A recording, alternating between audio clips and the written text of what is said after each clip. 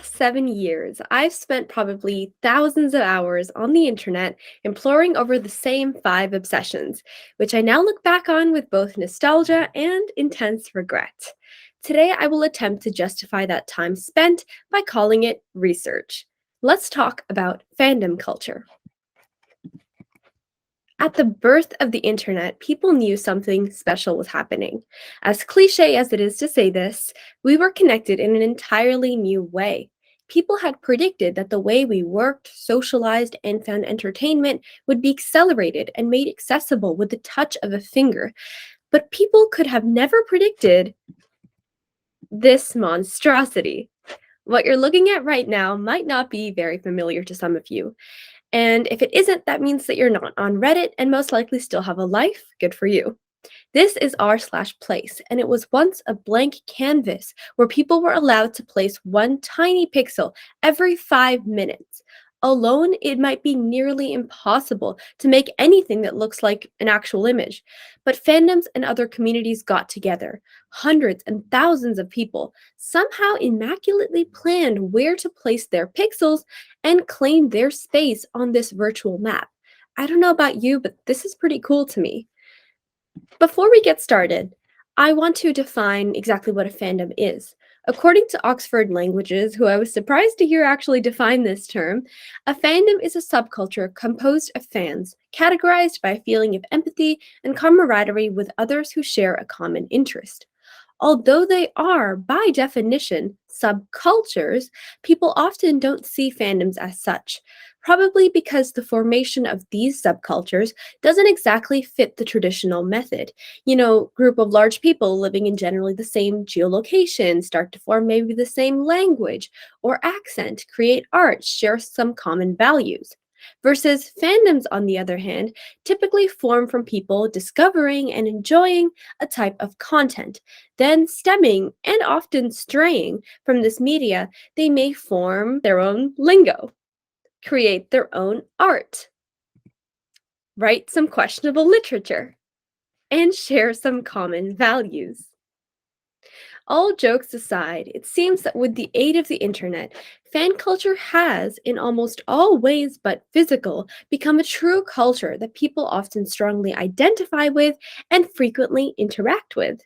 Now, one very interesting phenomenon that we can maybe observe with cultures online and not so much in real life is the interactions between them.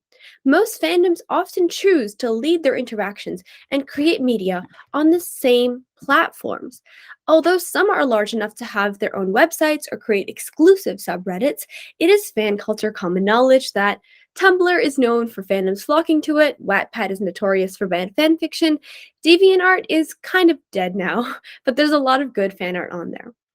Now, what this means is often stories from certain fandoms cross over to other fandoms and gain fame throughout several subcultures. This overlap means that to a certain degree, fan culture has, in and of itself, become its own culture. People who become a part of one fandom are highly likely to fall into another one from the sheer proximity of fandom to fandom interaction and the similarity of the media that they consume. In fact, it is expected, and people have started to form theories about this pipeline, and I would like to draw your attention to one of them made by Coley Does Things. This is a lot, and honestly, the quality kind of sucks, but thankfully, I'll only be looking at one connection, the one drawn from anime to musicals, two fandoms that seem like they couldn't be more different. Coley explains this eventual evolution of fandom to fandom connection by bringing up the fact that anime editors often use audios from musicals and make their edits or animations. This brings up another interesting phenomenon in fan culture. Because a lot of users are active members of more than just one fandom, there is a tendency for fans to borrow and edit media from one another and then go on to create really interesting collaborations between the two. This is what leads to, the creation of crossover fanfics, One Direction members going to Hogwarts, and whatnot. But this interaction does, however, come at a cost. Unfortunately, while fandoms help people describe their sense of identity, people can feel so strongly connected to their fandoms that they take personal offense when it is attacked. This leads to fan wars, toxic sexualizing and pairing of real people, echo chambers for opinions, and can, in some cases, be a breeding ground for racism, homophobia, and just a mess. It's disgusting, and this is what gives fandoms their bad name, and honestly, it is a valid critique. So, yes, the internet is an interesting, messy place.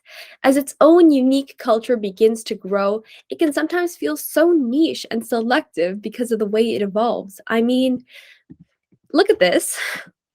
Try and show this to someone who's never been on the internet. I have no words. But this just makes studying the anthropology of this culture just the more interesting. We have the luxury that the internet's history is permanently and endlessly stored, so we can see exactly how we got here. But the why is a little bit more tricky. Anthropologist Michael Welsh described an interesting effect with the growth of the internet, a cultural inversion of sorts. He found a difference between how we express ourselves and our true values. While we seem to value wanting individualism, we seem to still value community. While we express more in our lives that we want independence, we seem to still value relationships.